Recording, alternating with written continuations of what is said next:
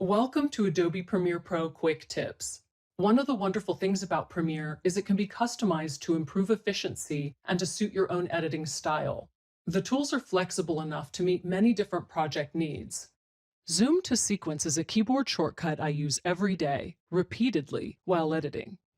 It's set by default to the backslash key inside the keyboard shortcuts panel located under the Edit menu in Windows or in the Premiere Pro menu on a Mac. This key has a memory feature, which I call Quick Zoom. I'll show you how I set and use this tool to quickly focus on my current timeline task. When I press the backslash key in the active timeline panel, all clips in this sequence become visible. I need to make changes to the edit in several places, so I'll begin by positioning the playhead between the first two clips. I'll focus in on this area using the equals key. Most editors call it the plus key. And I'll press it 2 or 3 times to zoom in. After making changes near the head of the sequence, I press backslash to zoom out again and find the location where I plan to make more changes near the end of the sequence. After placing my playhead where I want to work, I simply press backslash a second time, and the previous zoom level is automatically recalled. Now I can make another edit change. Quickly zooming in and out of the timeline using a single key allows me to easily identify and focus on specific cuts that need attention. The current memory setting is a bit more zoomed in than I like, so I'll reset the zoom level a little wider by pressing the minus key. I'll press it twice. Now when I press backslash to make all clips visible in the timeline, then move the playhead to a new location and press backslash a second time, my most recent zoom setting is quickly recalled and I can keep working. Swap edits allow me to quickly reposition a clip in the timeline, and other clips in the sequence will shift position as needed to make room for the swap. I'd like to swap these 2 clips in my timeline. I'll check to see that snapping is turned on, it's active and blue, because that makes this technique easier to perform. I'll begin by selecting this clip on the right, clicking and dragging to the left. With snapping on, I'll line the head of this clip up with the new location where I'd like it to go. Now I'll press Option and Command on a Mac or Alt and Control on a PC, and you should see the swap edit arrows.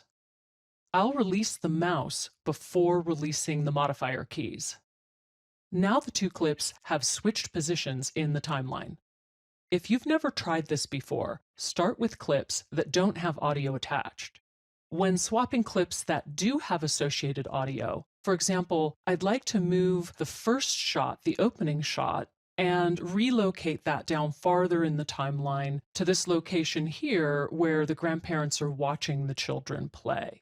You can see I have natural sound attached of the children laughing. So as I click and begin to drag the shot, the audio is coming with the picture.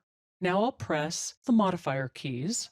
Look for the swap arrow, but before I release the mouse, I'll pay attention to where the associated audio clip is going to land so that the audio that's attached to this picture doesn't accidentally overwrite another piece of sound. Again, I'll release the mouse before letting go of the modifier keys. Don't be surprised when clips move around a bit to make room for the swapped clip.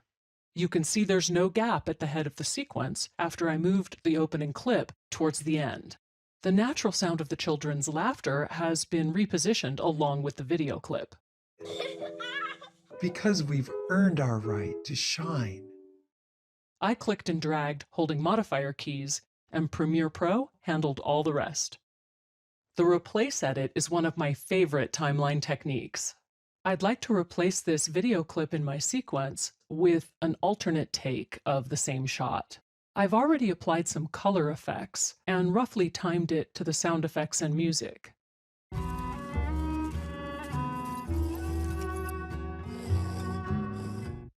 To locate the alternate take, I'll begin by right-clicking on this selected clip.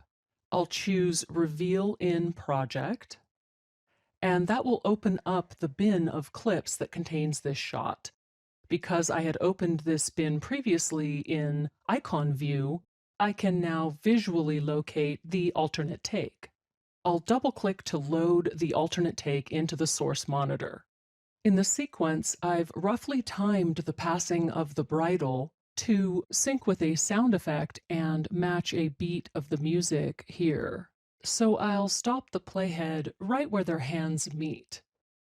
In the source monitor, I'll also place the playhead on the frame of action I want to use to replace the shot in the timeline. Notice that I'm not marking an endpoint in the source monitor. The exact frame of action marked by the playhead in the sequence, the frame showing in the program monitor, will be replaced by the action frame marked by the playhead in the source monitor when I right-click the clip in the sequence and choose Replace with Clip from Source Monitor Match Frame.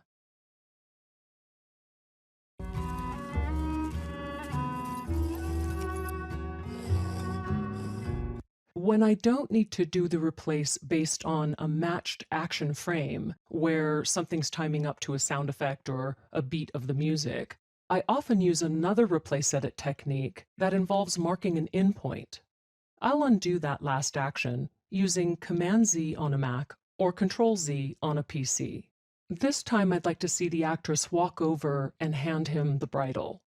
I'll go back up to the source monitor and press I to mark an in. Now I'll press the Option key on a Mac or the Alt key on a PC, then drag the shot from the source monitor and drop it on top of the clip I want to replace in the sequence. When I see the green plus sign, I'll release the mouse before releasing the modifier key. Now the first frame of the video clip in the timeline has been replaced by the frame marked by the endpoint from the source monitor. The best thing about replace edits, besides being a really fast way to try out alternate takes and different shots in your sequence, is that the effects are preserved, so all color correction effects have already been applied to the newly replaced clip. When working on an edit, I need to be able to quickly adjust my audio clip levels. I could go to the timeline display settings and choose audio keyframes and drag the audio level line to change the volume of this clip. But I find it easier to adjust a clip's gain. It's fast, precise, and not limited at the upper level. Music is almost always too loud, so I'll select the music clip, right-click and choose Audio Gain, or press G on your keyboard. I'll start by dropping the gain 15 decibels by typing -15. Notice how the waveform for the music clip decreases in size when I press OK. This tip comes in really handy when you're adjusting multiple clips at once. I'll solo the dialogue on audio track 1 so I can check levels using my audio meters. You've got it, so flaunt it. I'll use the Track Select Forward tool and hold the Shift key to select all clips on just the voiceover track. Now I'll press G so I can increase the gain for the voiceover. Increasing gain should be done in very small increments to avoid the risk of introducing distortion. Keep an eye on your audio meters. I'll increase the gain 3 decibels. Now I'll check my meters again.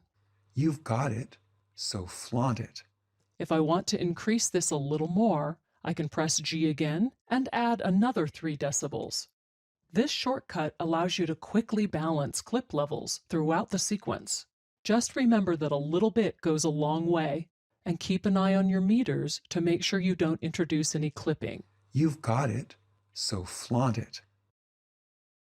By holding Control on a PC or Command on a Mac, you can select multiple edit points simultaneously. This really speeds up editing tasks. For example, while holding the modifier key, I'll use the Selection tool, click on the empty track, and drag a marquee across several cuts in the timeline. I can now right-click on one of the selected cut points and quickly add a default transition to the start and end of every selected cut. I'll click on the empty track to deselect. Now each of these audio clips smoothly transitions.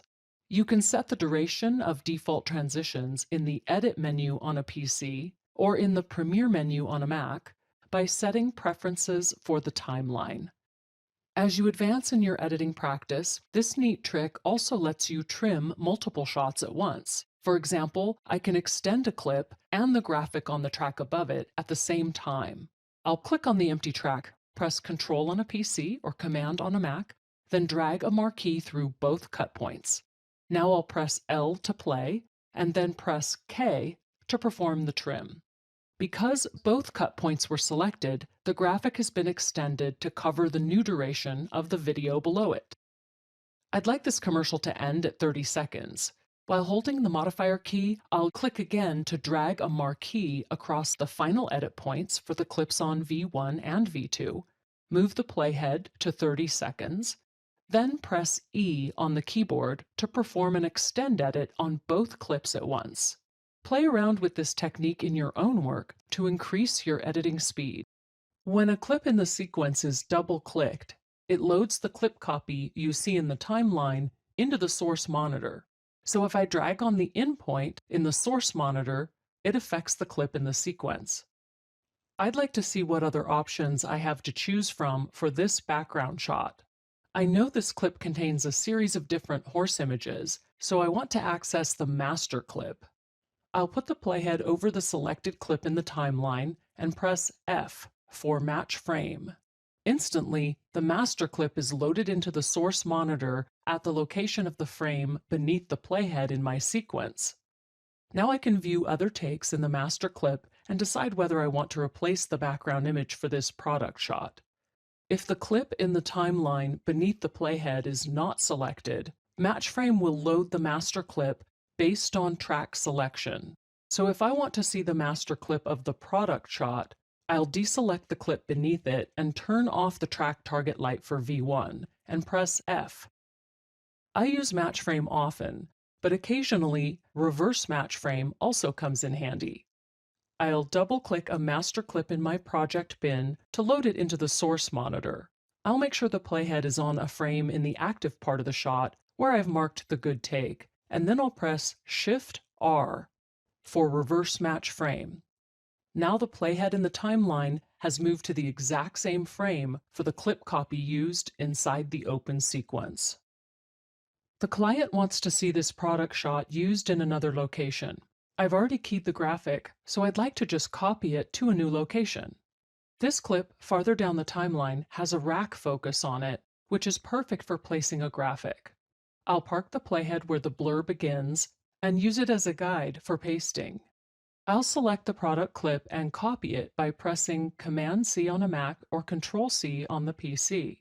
Copy-paste is another feature dependent on track targeting. Since I don't want to overwrite the horse clip when I paste, I'll turn off the track target light for video track 1. If I paste the clip now, the product shot will land on V2. I'd prefer it to end up on V3 with all the other graphics, so I'll also turn off the track light for V2. When I press Command-V on a Mac or Control-V on the PC, this clip will be pasted as an overwrite edit starting at the playhead location. I'd have to render to see this play smoothly, but the placement looks good. I've also got a few sound effects for the horses that I'd like to try out under this shot. This time, I'll drag a marquee to select these two sound effects, then press Option on a Mac or Alt on the PC to make a copy as I drag these clips to their new home. I'll make sure I'm dropping them on an empty track below the horses so I don't overwrite another sound. When I see the overwrite symbol, I'll release the mouse.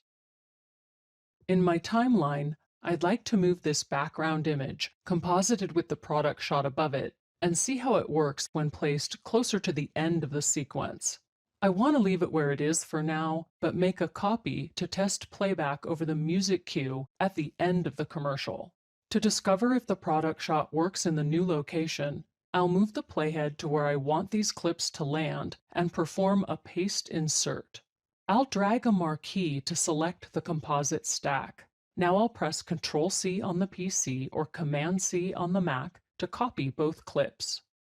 Before I paste, I'll do two things. First, I'll check track targeting to control where the clips land. I want them to end up on V2 and V3, so I'll turn off the V1 track target light. Next, I'll assess my audio tracks.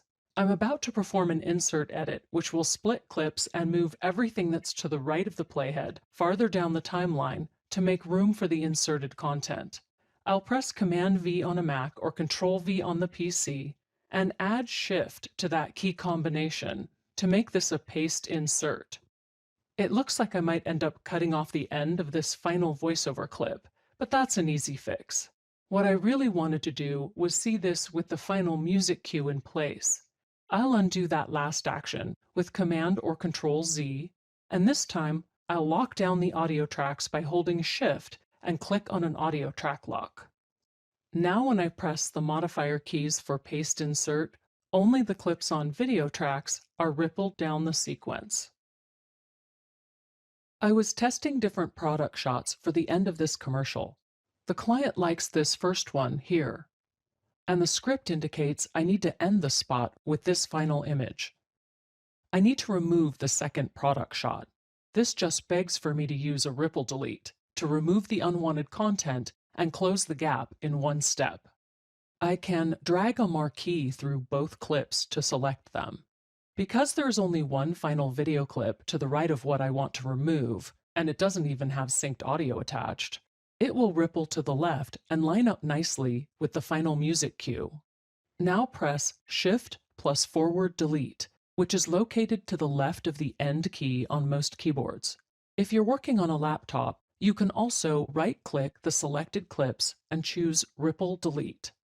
This is such a useful feature, you might consider saving a custom shortcut. Under the Edit menu on the PC or the Premiere Pro menu on a Mac, open Keyboard Shortcuts and type Ripple Delete in the search field. I like to leave the default command and also add my own. I use Ctrl plus D. Don't forget to save your keyboard layout before pressing OK. Now I'll press the spacebar to play back and check the edit. Sensationally silver, because you are. I open multiple sequences in the Premiere timeline to compare versions and test creative ideas. By default, sequences open side by side in the timeline panel, and we view them one at a time. To work with both sequences simultaneously, some editors drag one sequence tab and drop it at the top or bottom of another sequence in the timeline panel to create pancake timelines. Using this method, I was struggling to scroll through my tracks, frequently resizing the panels, and dragging my sequences around to switch from a single to multiple timelines. I wanted to work more efficiently with two or more sequences, so I learned to set up what I call sequence stacks. From the timeline panel drop-down menu under the panel group settings, I'll choose Stacked Panel Group.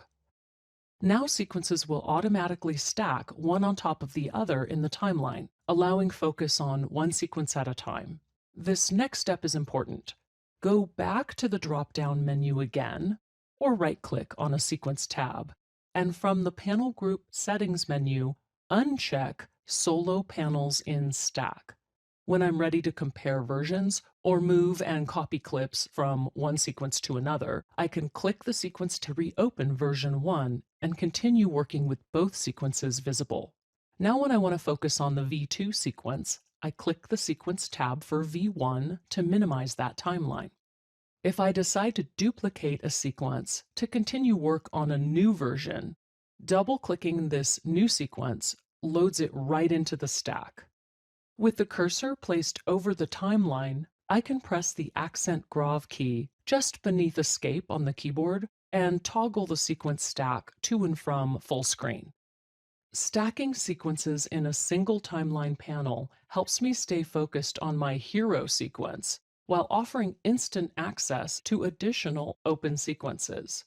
You can uncheck the Stacked Panel Group anytime in the Panel Group settings. Try stacking your sequences, and if you like this workflow, be sure to save stacked timeline changes to your favorite workspace.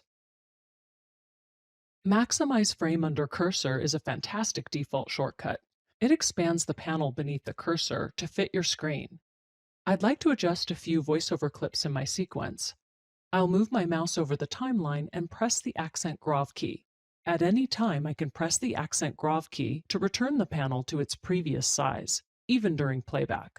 Sensationally silver. I'll move my cursor over to the Program panel and use the shortcut again. I can alternate between viewing my program changes full screen while continuing to make changes to my sequence in a larger timeline panel, so it's easier for me to quickly reposition clips. I'll play the sequence using the spacebar and use the shortcut again. You've got it, so flaunt it. Here's another example. I want to find an alternate shot for this clip in my sequence. I'll move the cursor over the project panel and press Accent Grave key to make it full screen so I can view my notes. I'll double-click to load this clip into the source monitor and quickly press Grave again. Now I can easily view my marker comments and play this clip full screen. I'll press the Grave key again to minimize the source panel, move the cursor back to the project panel, and double-click to open my bin of horses footage. I'll select Icon View, then maximize this bin by pressing Grave, and now I can hover scrub and review other clips. One last thing, no matter where your cursor is, pressing the Control key with Accent Grave will make the program monitor true full screen without displaying playback control buttons. To make the source monitor play full screen without displaying panel buttons and markers, simply select it or double-click to load a clip into it before pressing Control and Grave together. This great shortcut is helpful for many editing tasks, especially when working on a laptop. Take advantage of the ability to undo and redo editing actions in Adobe Premiere using the History panel. From the panel drop-down menu, you can step forward or backward through saved actions, delete a step, clear the history, and, most importantly, under Settings, you can adjust the number of saved steps for undo and redo. It defaults to 32 actions, but I like to take it up to 100. The History panel saves changes made to the project itself, so program changes to things like panels, preferences, and display settings are not stored in the history list. But you can see edit changes I've made to my sequence listed by name with the oldest action at the top and little icons that represent the tool or command I used. I use this panel to correct mistakes or to undo and redo a series of editing actions just so I can quickly review and compare changes I've made before and after. If I choose to go back up to an earlier state, for example, if I undo back to before I used this replace clip command, subsequent actions are dimmed to show which steps will be overwritten if I continue to make changes from this earlier state. In other words, these later actions will not be saved. They'll be replaced if I undo all of them and then continue editing. Restarting Adobe Premiere clears this panel. So if you're experiencing any issues while editing, don't reboot Premiere before first reviewing actions listed here in the History panel. I really like being able to open and use multiple projects at the same time. I often copy bins and sequences from one project and paste them directly into another. But keeping many projects open and active at the same time can get messy, invites mistakes, and slows some systems down. After I copy what I need from one project into another, I like to quickly close all the open projects except the one I'm currently working on. From the Project panel menu, or by right-clicking on the Project tab, I could choose to close this project's panel. But that won't close the project itself or any of its open bins and sequences. I can also close all other panels in this panel group, but again, that simply closes panels rather than closing projects. Closed panels can be recalled from the Window menu. I have the option to close this project, but it's the current one I'm working on, so I'll choose Close All Other Projects. If you haven't already saved the projects you're closing, you'll be prompted to do so. Now you can see the project I previously had open and its associated open bin are no longer active. Close All Other Projects works well for staying focused on a specific project and its sequences and bins. It also works for closing multiple open projects shared inside a production. I like to map one keyboard shortcut to access the same or similar features in multiple panels. For example, I need to find and reveal clips every day when I'm working in the timeline, the source panel, or in the project itself. It makes sense to have only one shortcut to remember in all those panels. From the Edit menu on the PC or Premiere Pro menu on the Mac, I'll open the Keyboard Shortcuts panel. In the search field, I'll type Reveal, then scroll down to the Timeline panel section. Next to Reveal in Project, I'll set this shortcut to Option R on the Mac, since that key's available and it's easy to remember that I have the option to reveal clips. On the PC, I use the Alt key plus R. You can choose any available keys that work for you. I'll scroll up a bit and make the same shortcut under the Source Monitor panel for Reveal in Project. Now I'll scroll all the way back up to the application level to find Reveal in Finder. Since this is a similar task and I use it often, I'll use the same keyboard shortcut again. Before saving these new shortcuts, let's go try them out. In the timeline, I'll select a clip and press Option R on my Mac or Alt R on the PC, and the master clip will be automatically selected in the project panel. If the clip lives inside a bin, that bin will open to reveal the clip. Now I'll select the clip in the source monitor and press the keyboard shortcut again to reveal that clip in the project bin. Since the clip I just revealed is already selected in the project, I'll press Option R one more time to reveal this movie file on the drive at the Windows or Finder level. If these reveal shortcuts work well, go back to the Keyboard Shortcuts panel and save them as part of your custom keyboard layout. Saving custom workspaces with stacked panels really increased my speed and comfort in Premiere Pro. I'll start in the default editing workspace. I'll drag my toolbar and audio meters to a new location because I like a wider timeline and I want to make room to set up what I call my essential panel stack. Now I'll go to the Window menu and open additional panels I often work with. I'll choose Essential Graphics, Essential Sound, and the Lumetri Color panel. On the right, you'll see a new panel group with panel tabs arranged horizontally. From the Panel menu, I'll choose Panel Group Settings, then change this to a stacked panel group. Now each panel is stacked one on top of the other, so I can quickly locate and open the specific panel I want to work with. Clicking on the name of the panel allows me to expand or minimize that panel. I also stack my project panel group, so I can more easily hide, show, and drag to reorder the stack of projects and bins I've got open. I'll move the open project to the top of the stack, then drag to reorder associated bins of clips below. Now I'll select the project name and click again to minimize this panel, so I can drag some of the other panels currently located in the project panel stack over to my essential panel stack. I can reorganize and rearrange the order of any of these panels just by dragging on their panel names. Don't forget to save your new custom stacked panel workspace. When it's time to audition multiple takes, add markers or in and out points to source clips, I like to load the entire bin of clips into the source monitor and use shortcuts to cycle through the clips. I'll go to the Source Panel drop-down menu and close all clips. I'll drag a bin of clips by grabbing the folder icon in the Project panel and drop it into the center of the Source panel. Back in the Source Panel menu, you have access to each clip by name. I'll select the first clip. So I can more quickly cycle through the clips while working, I'll head up to the Keyboard Shortcuts menu, located under the Edit menu on the PC or in the Premiere Pro menu on the Mac. In the search field, I'll type Source Clip. Now look down the list to find the Source Monitor Panel section.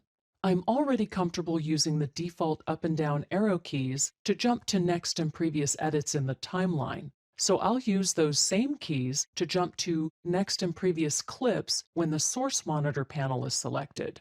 For Source Clip Next, I'll click next to the shortcut area and press the down arrow key on my keyboard. For Source Clip Previous, I'll select the shortcut area again and press the up arrow key. Notice the warning that these shortcuts are already in use. I'm doing this on purpose because I understand these shortcuts will only be overridden in the timeline when I've selected the source monitor. If I decide to keep these shortcuts, I'll return later to save my custom keyboard layout. For now, I'll press OK. Back in the source panel, I can now use my down and up arrow keys to cycle quickly through all loaded clips.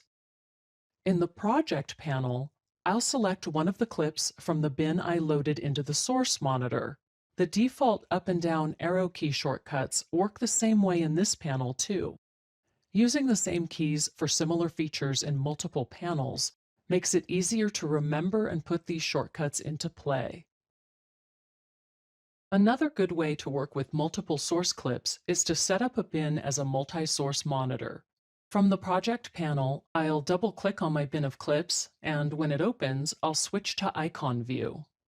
Now I'll drag the bin by its tab name and drop it on the center of the source monitor panel group.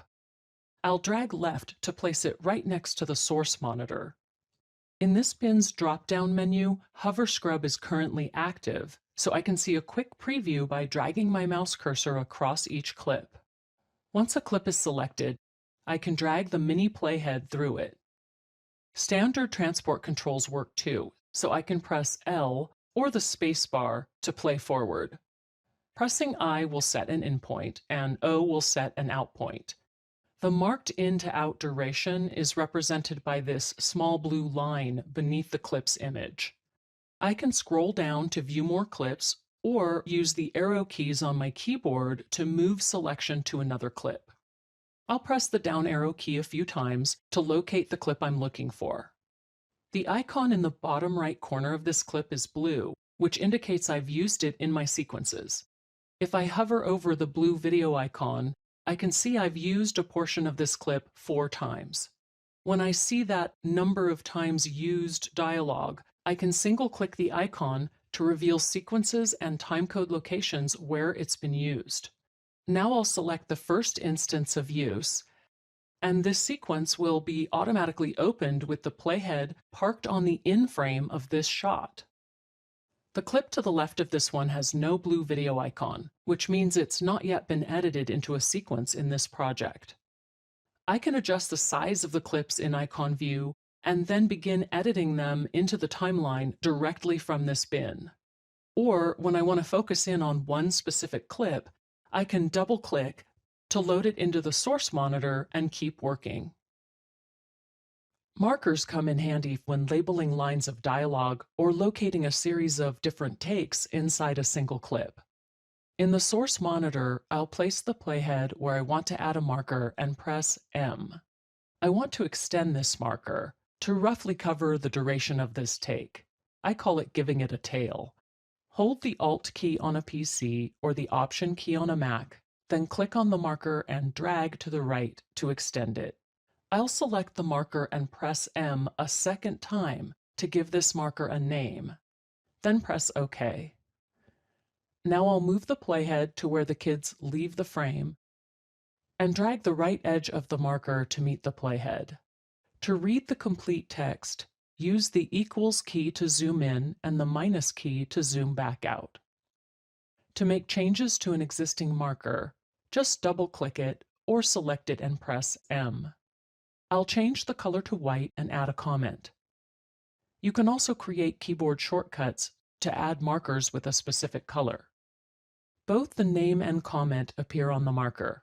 I recommend keeping the name short and adding keywords or notes in the comments field. Now I'll open the markers panel. In the default editing workspace, it's in the project panel group, or you can open it from the window menu. Make sure the source monitor panel is selected to populate the markers panel with the loaded source clip markers. Now you can easily read comments.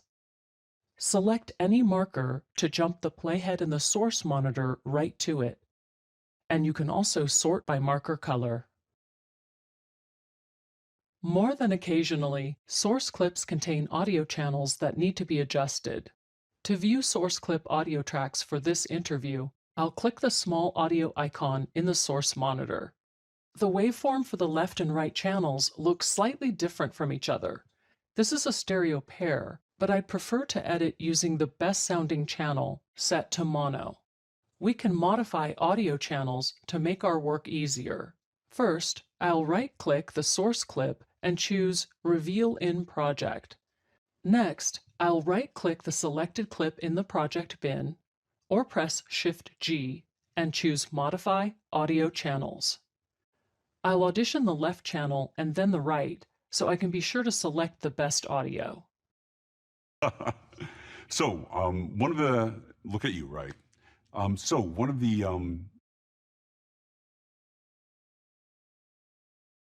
one of the fascinating things about LIGO to me is some of the simple physics that underlies it. So for example, our mirrors.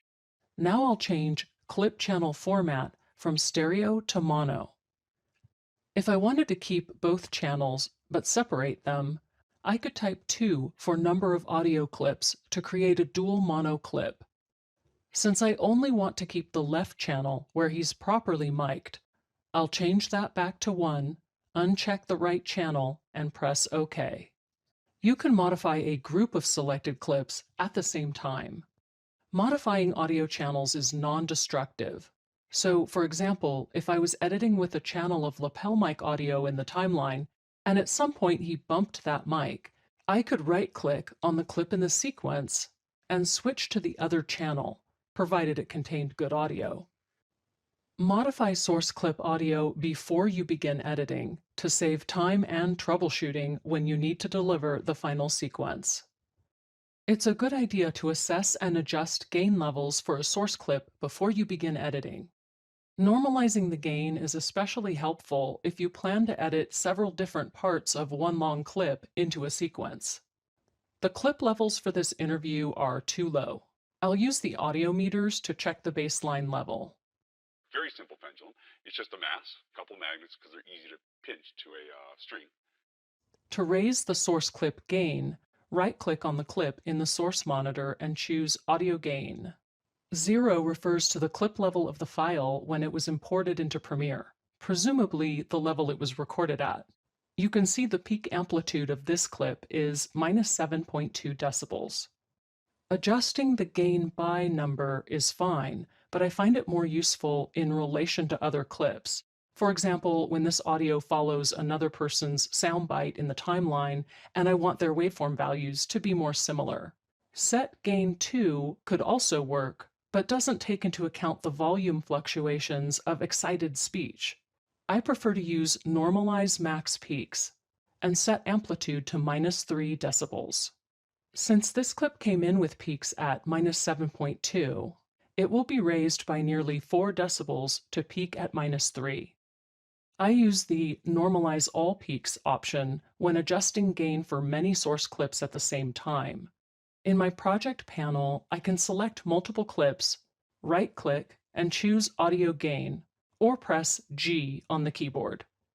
There's already a clip in this selection with a max peak of -3.1, so its peak gain will be dropped a tiny bit, while the gain level of other clips in the group might be raised for the peaks to reach -3. Just make sure to keep peak decibel numbers negative to avoid distorting your audio.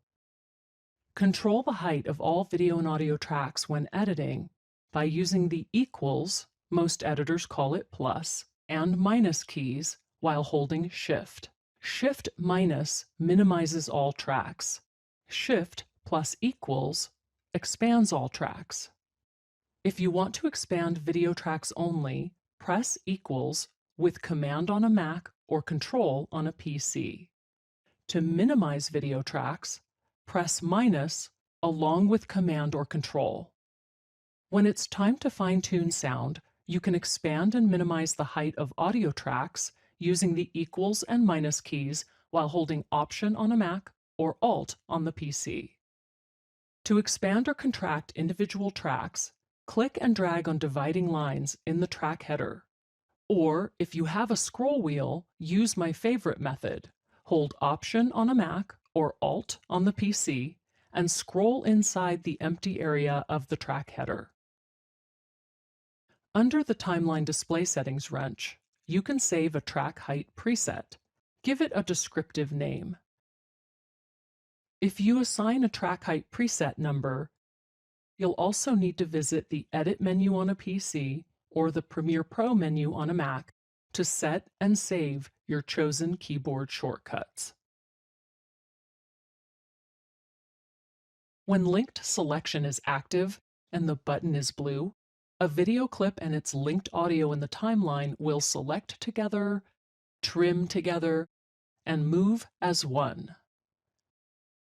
Holding Option on a Mac or Alt on the PC will temporarily override the linked selection setting. This allows you to quickly select, move, and trim just one part of a linked clip. I'll press the modifier key and select just the video portion of this linked clip. Now I'll continue to hold the Option or Alt key and press the up arrow on my keyboard to move only the video portion of this clip up one track. While pressing Option or Alt, I can trim or extend just the audio part of this clip, then release the mouse and key to immediately reselect the clip with linking active again. When working with the linked selection button turned off, for example, when editing movie trailers or promos, the modifier key will temporarily toggle linking back on for a moment. Rather than toggle the button on and off throughout the day, you can set linked selection for the edit session and just override it with a modifier key as needed. Speed up the process of building rough cuts using top and tail trims. This 2-for-1 technique removes footage and repositions clips to eliminate gaps using a single keystroke. This type of trim works best in the early stages of sequence building, when you're working with long selects that you need to quickly cut down. You can see I've got mostly straight cuts in this sequence, and so far there's only one L cut. My opening clip begins with a false start that I'd like to remove. There's no need to select the clip or the edit point. This shortcut affects the clip directly beneath the playhead. I want to trim both picture and its linked audio, so I'll glance up to make sure linked selection is blue and active. These shortcuts work while paused and during playback, so I'll trim in real time by playing forward using the L key. When the playhead reaches the location where I actually want this clip to begin, I'll press Q on the keyboard. Look at you, right? The beginning or top of the clip is gone, and all clips beyond this point ripple to the left to fill the gap where footage was removed. One of the fascinating things about LIGO to me is some of the simple physics that underlies it. To trim excess footage off the end of the clip, I'll play forward again, and when the playhead reaches the frame where I want this clip to end, where he says all of LIGO, I'll press W. Basic physics concepts underlying all of LIGO. Gravitational waves would also make a noise if you want. Since this is a ripple trim, which repositions clips in the timeline to eliminate gaps, your sequence will change length.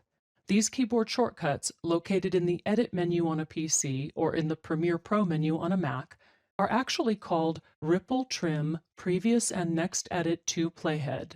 So be sure to check your linked selection settings and pay attention to synced audio clips when performing top and tail trims. As your edit session progresses and a sequence becomes more complex, you'll need to use multiple trimming methods to serve different needs. While the selection tool can be used to trim a clip and leave a gap, I want to extend this clip to bring back her next line, which I previously cut out. You can see a standard trim is blocked by the next incoming clip. This is the perfect time to use a ripple trim. Instead of going to the toolbar to hunt for the ripple tool, it's currently hidden under here, I prefer to stay in the selection tool. The selection tool is context sensitive, so if you hover over a cut point in the timeline and press a modifier key, this important tool becomes even more useful. Press Command on a Mac, Control on the PC, and hover over the cut point so the trim tools appear. When the cursor is just to the right of the cut, you'll see the yellow Ripple In tool for use on the incoming clip. Placed just to the left of the cut, the yellow Ripple Out tool will allow me to extend this clip's out point. I'll click where I see the Ripple Out tool and drag to the right. This clip will be extended, and all clips beyond the one I'm adjusting will ripple down the timeline to make room for the added footage. I'll press / on the keyboard to view all clips in this sequence. I'd also like to remove the beginning of the next incoming clip, but I want to keep the second half of her line. There is a B-roll clip directly above on V2, so I cannot easily use a top and tail edit. You'll see, if I try using the Q key, both the footage on V1 and V2 will be eliminated, so I'll undo that last action. Instead, I'll press Control on a PC or Command on a Mac and use the Ripple tool to adjust the incoming clip on the right side of the edit point. When I release the mouse, audio sync and the cutaway on V2 are preserved. Now I'll play back to check the edit. But it's something that goes up in pitch and amplitude. These detectors are in the human audio range. Remember, when trimming with yellow Ripple edit tools, clips will be repositioned in the timeline and the sequence will change length. Make sure the linked selection button is blue and keep an eye on tracks and clips with synced audio.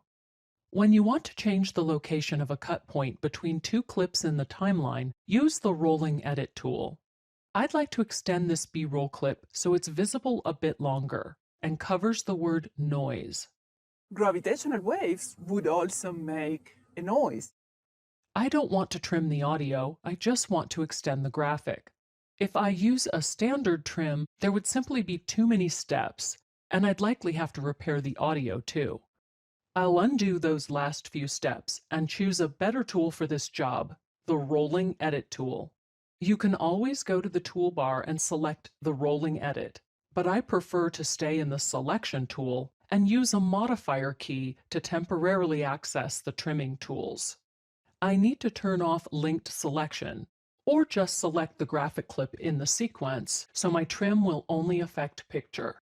The Rolling Edit tool adjusts the edit point where both clips join together, so position the cursor directly over the cut and press Command on a Mac, Control on the PC. When you see the red double arrows, you can click and drag the cut point to a new location. Watch the display in the program monitor as you drag, so you can visually see the new out frame on the left and the new in frame on the right, where the cut point will be located when you let go of the mouse. This trim is limited by the number of frames available on each side of the cut. The Rolling Edit tool is red, which indicates its action will not change the length of your sequence or affect sync anywhere beyond these two clips. The Rate Stretch tool is one of the fastest ways to change the speed of a clip. I'd like to extend this B-roll graphic by slowing it down. Rate Stretch is available in the toolbar alongside Ripple and Roll, but I prefer to simply press R on my keyboard. I'll place the Rate Stretch tool at the right edge of the clip and drag to the right. Look for the number of frames and new duration updating as you drag. If you zoom in using the equals key, you can see the new rate for this clip's playback speed. If I drag the right edge far enough to the left, the clip speed will increase. Alternately, I can drag on the left edge of the clip so the B-roll covers a bit of both clips under the cut. The longer the clip gets, the slower it plays. The shorter it gets, the faster the speed. This tool does have its limitations. If the clip I'm changing is bordered by other clips, I can only increase the speed. To slow it down, I can either move the clip up a track to use Rate Stretch and allow the clip to grow longer, or I can right-click on the clip and choose Speed Duration. If I leave the clip between two other clips, change playback speed to 80% and click OK, its playback duration in the timeline remains the same, but the clip plays slower. This time I'll use the keyboard shortcut for speed duration. After selecting the clip, press Command R on the Mac or Control R on the PC. If I type 50% speed, making the duration longer, then select Ripple Edit, clips will ripple down the timeline to make room for the speed change. You might see some gaps appear as needed to preserve sync farther down the timeline. Any type of ripple edit can move clips around and change the length of a sequence, so checking the ripple box for speed duration changes can affect sync.